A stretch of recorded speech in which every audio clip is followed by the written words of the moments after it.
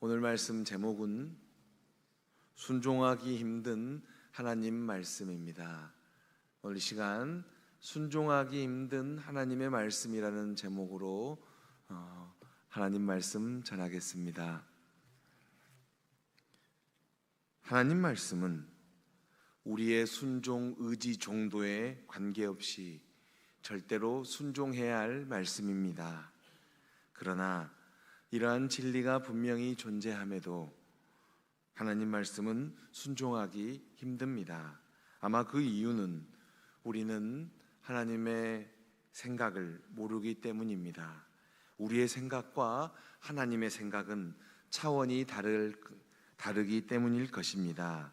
그래서 오늘 말씀의 제목은 순종하기 힘든 하나님 말씀입니다.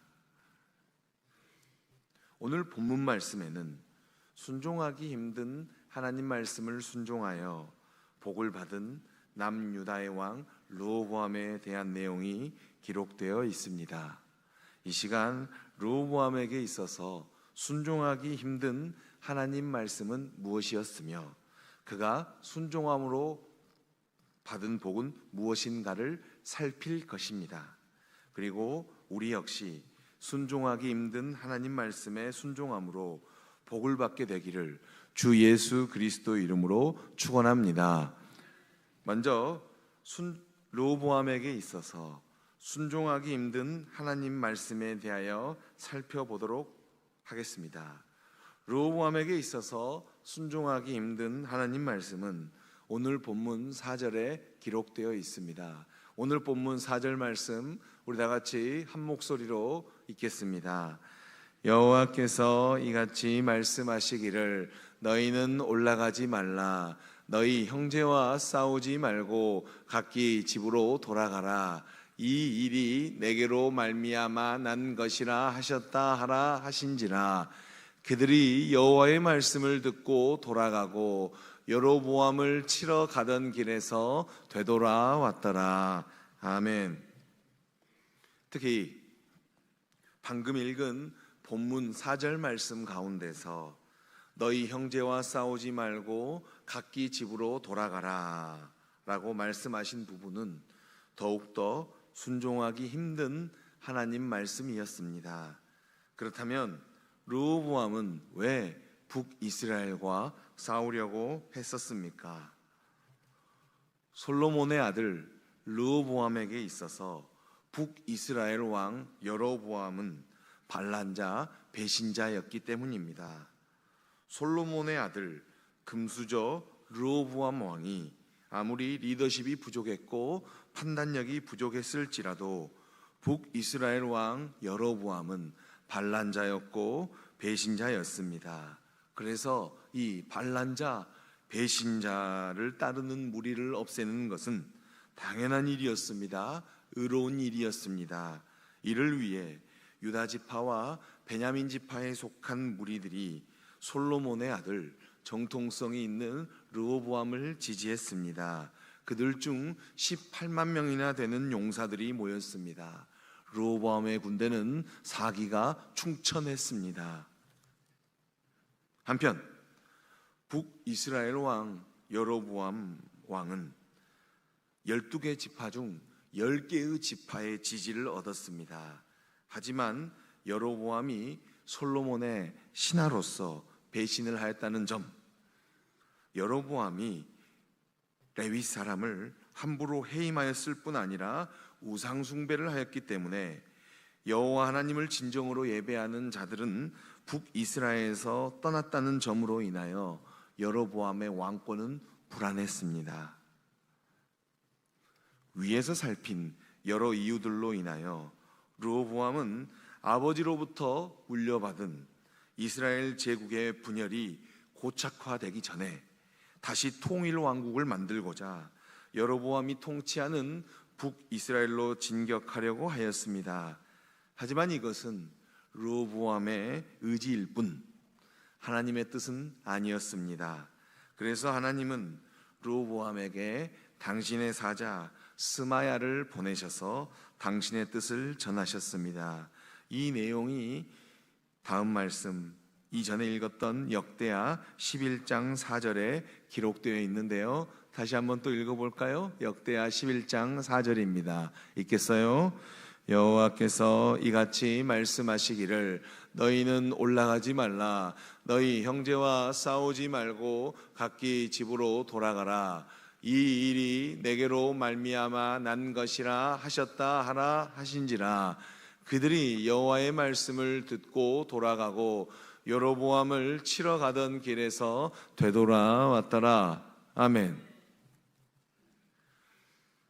스마야를 통한 하나님 말씀은 순종하기 힘든 말씀이었습니다.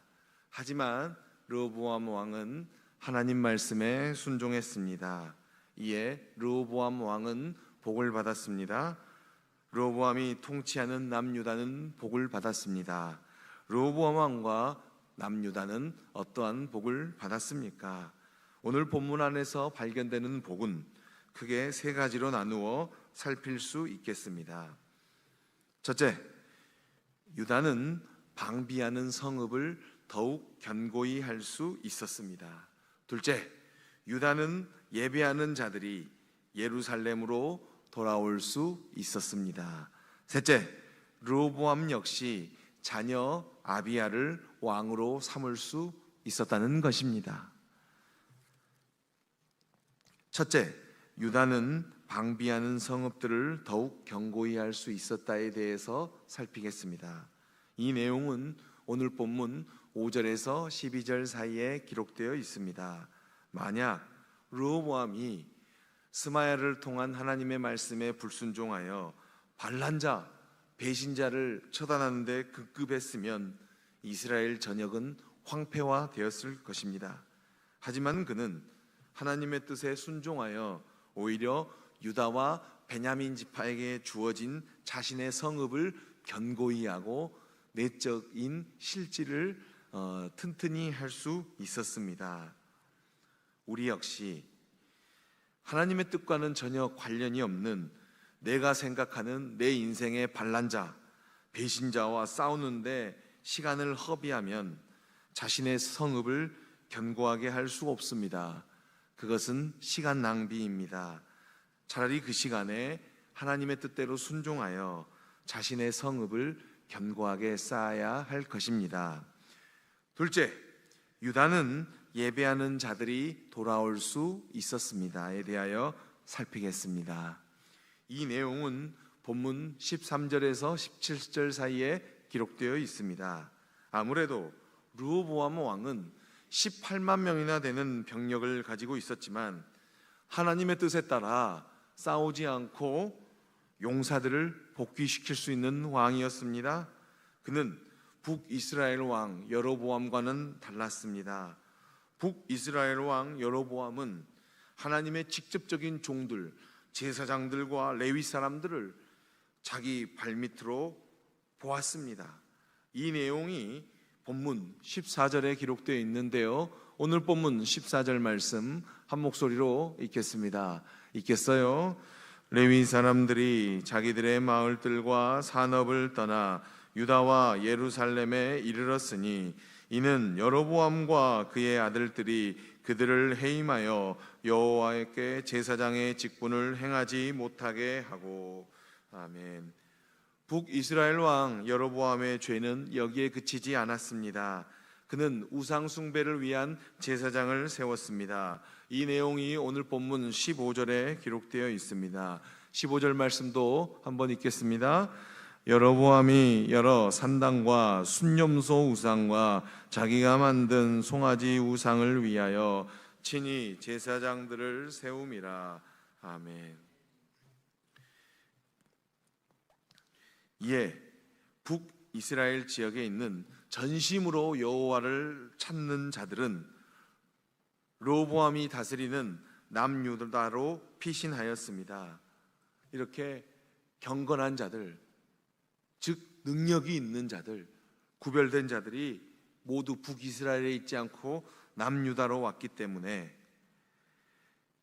북이스라엘에 비하여 남유다 왕국은 강해질 수밖에 없었습니다.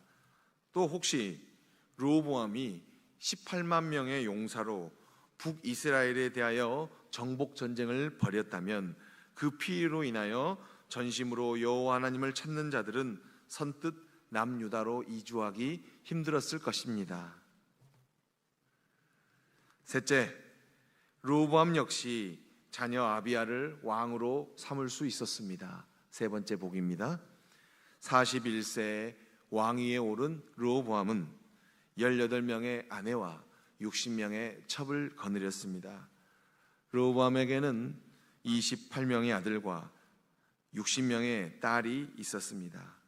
르호보암에게는 이렇게 많은 아내와 많은 자녀가 있었지만 그가 특별히 사랑한 아내는 압살롬의 딸 마아가였습니다. 그래서 그녀가 낳은 아들 아비야를 자신의 후계자로 삼았습니다. 그래서 남유다의 르호보암의 왕국은 아비야가 이어받을 수 있었습니다. 그뿐 아니었습니다. 순종하기 힘든 하나님 말씀을 순종하여 복을 받은 르호보암은 수많은 자녀들에게도 많은 유산을 남겨줄 수 있었습니다. 이 내용이 오늘 본문 23절에 기록되어 있습니다. 오늘 본문 23절 말씀 우리 한 목소리로 읽겠습니다. 르호보암이 지혜롭게 행하여 그의 모든 아들을 유다와 베냐민의 온 땅 모든 견고한 성읍에 흩어 살게 하고 양식을 후히 주고 아내를 많이 구하여 주었더라. 아멘. 지금까지 우리는 남유다의 왕 르호보암이 순종하기 힘든 하나님 말씀을 순종함으로써 받은 복에 대하여 살펴보았습니다. 첫째, 유다는 방비하는 성읍들을 더욱 견고히 할 수 있었습니다. 둘째, 유다는 예배하는 자들이 예루살렘으로 돌아올 수 있었습니다. 셋째, 르호보암 역시 자녀 아비야를 왕으로 삼을 수 있었습니다. 이제 르호보암과 같이 우리가 복을 받을 차례입니다. 그렇다면 우리 역시 어떻게 해야 하겠습니까? 우리 역시 순종하기 힘든 하나님 말씀을 순종해야 합니다. 당장 우리는 하나님의 뜻과는 전혀 관련이 없는 내가 생각하는 내 인생의 반란자, 배신자와 싸우면 안 됩니다. 오히려 이 시간 하나님께서 우리에게 원하시는 것은 내 자신의 육신과 육신의 소욕과 싸우는 것입니다. 내 자신을 십자가에 못 박는 것입니다. 그래서 나는 매일 죽노라 라고 고백하는 것이 하나님께서 이 시간 저와 여러분들에게 원하는 것입니다. 다음 말씀 갈라디아서 2장 20절을 읽고 말씀을 마치겠습니다. 내가 그리스도와 함께 십자가에 못 박혔나니 그런즉 이제는 내가 사는 것이 아니요 오직 내 안에 그리스도께서 사시는 것이라. 이제 내가 육체 가운데 사는 것은 나를 사랑하사 나를 위하여 자기 자신을 버리신 하나님의 아들을 믿는 믿음 안에서 사는 것이라. 아멘. 기도하겠습니다.